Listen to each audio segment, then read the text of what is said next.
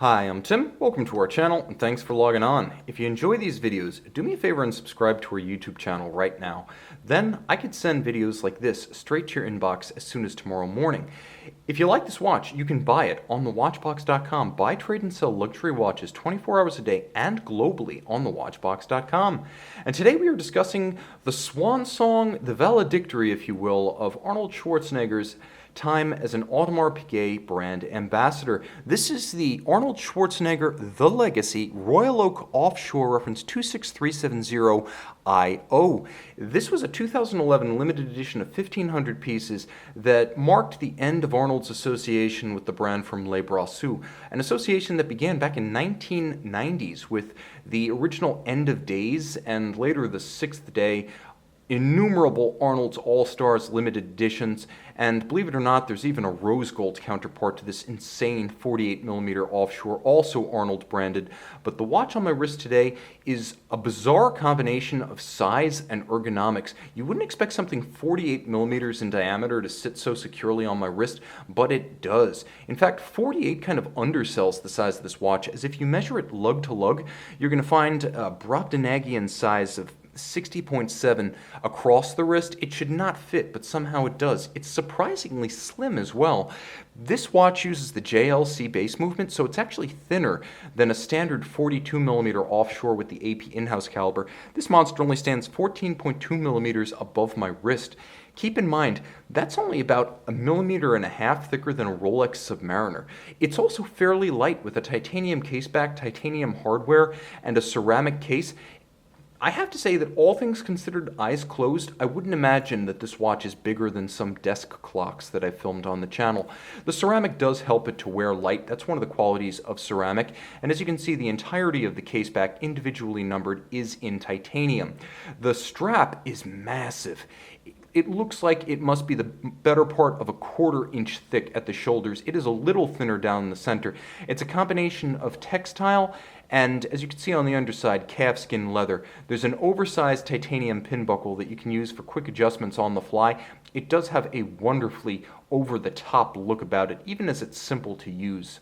The lugs are probably best described as throwbacks to the 1990s. If you remember that first generation Royal Oak Offshore on a strap, you remember it used hinge lugs. We talked about Arnold's first ever association with AP. That was the End of Days back in the late 90s. It would have featured the same lug junction, which is why I actually say this watch is better for smaller wrists than a 44mm offshore with the double plot joinery system.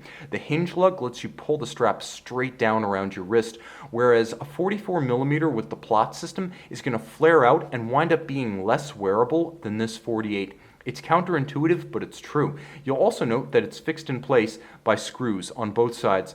Full stop, this is how a strap should be fixed to a big and expensive watch. Spring bars need to be retired. AP doing it right. Doing right by Arnold. You'll note that those are not the only screws in profile, as there is actually a case guard with a double-shouldered profile featuring screwed-in titanium facets on the 9 o'clock side of the dial.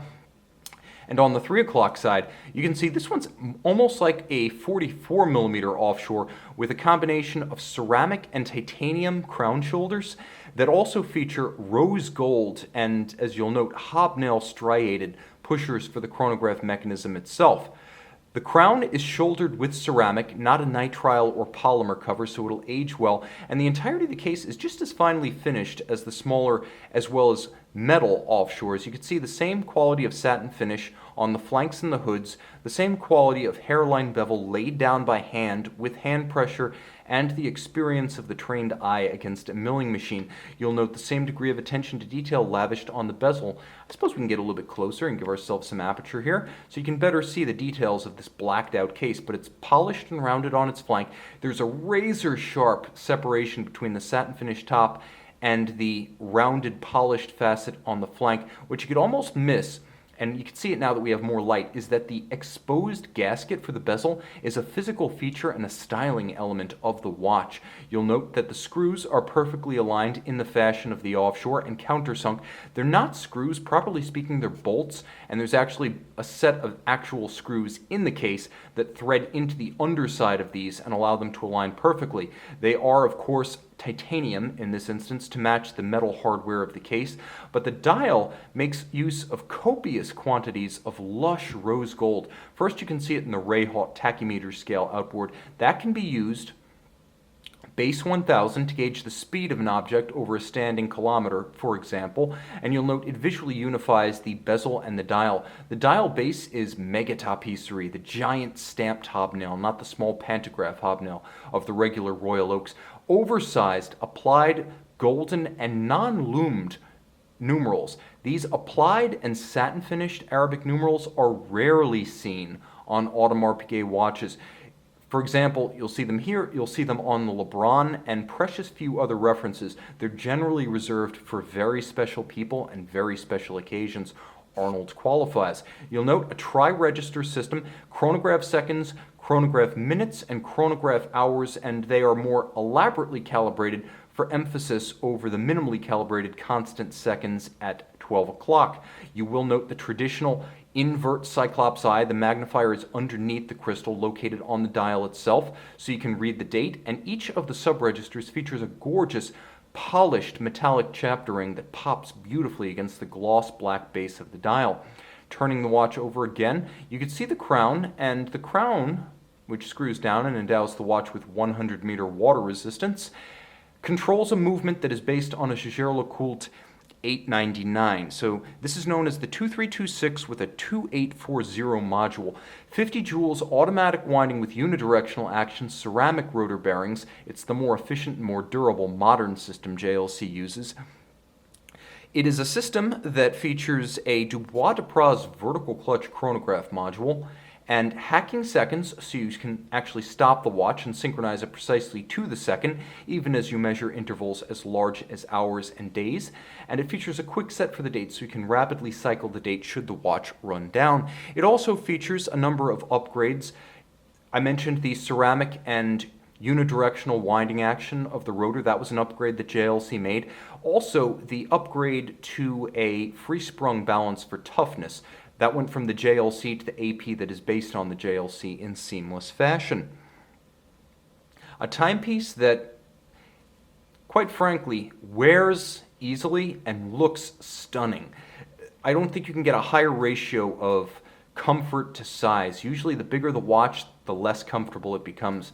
This one is a pleasure to wear, and provided you've got the panache and the personality to pull off a wrist clock like this, you don't have to be into Arnold, you don't have to be into his legacy. If you voted for or against him in the California recall election, it doesn't matter. This is an objectively cool watch from one of the big three of Swiss high horology. It absolutely lives up to the legend.